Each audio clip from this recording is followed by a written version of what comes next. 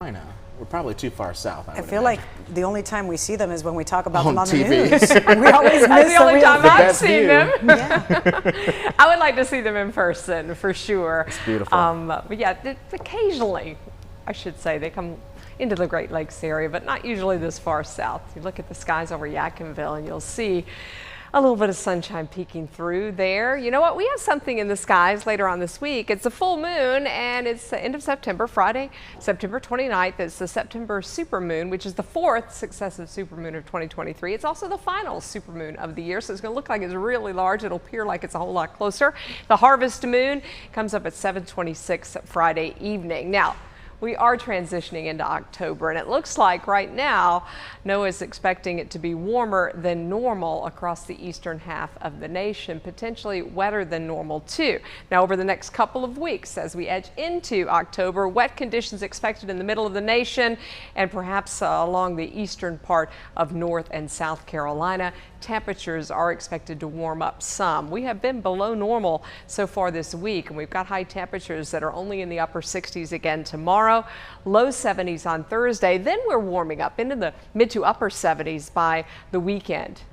Right now, temps are about 5 degrees cooler than they were this time yesterday. So we've got some 50s and 60s. We've got 66 in Greenville, 67 in Fayetteville. The temperatures in the Triad also in the 60s. We also have a lot of low cloud cover. I do anticipate that we could have a bit of mist or some fog drizzle tomorrow morning. We're around 59 degrees when we start, 65 at lunchtime, and then a high of 69. A 20% chance for a passing light rain shower. Most folks not going to see any rain at all. You've got that cool breeze again, which makes it feel a little bit like fall, right? We're going to combine that with sunshine later in the week. High temperature is 68 in the foothills with some spotty rain as a possibility. We're starting at 52 in the mountains tomorrow and then getting up to about 62 by late tomorrow afternoon. The weather pattern's pretty stagnant right now. These stalled out fronts across the area. High pressure that's going to move into the northeast is going to kind of keep that cool northeast flow with us for the next several days. So if you are going to be out Friday night on an area high school football field, windbreakers, light jackets, sweaters, temps will be dropping into the 60s. Also, NC State is at home on Friday night. They're taking on the Louisville Cardinals. You've got temps in the mid 70s to start and then dropping down to about 70 or some upper 60s. Elon on Saturday at home, breezy. 2 p.m. kickoff, temps in the low to mid 70s. Here's a look at the weekend. If you're headed up toward the mountains, we've got upper 60s on Saturday and Sunday, and then we'll see those highs warming up in the foothills as well as the Piedmont Triad. Mornings will stay cool in the 50s. Let's talk about this next little tropical area here. It's not tropical yet, but we're anticipating it to become a tropical depression over the next day or two.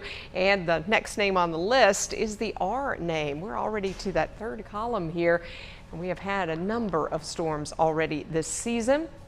We'll continue to track that one as well as Philippe across the Atlantic. Here's your 7-day forecast.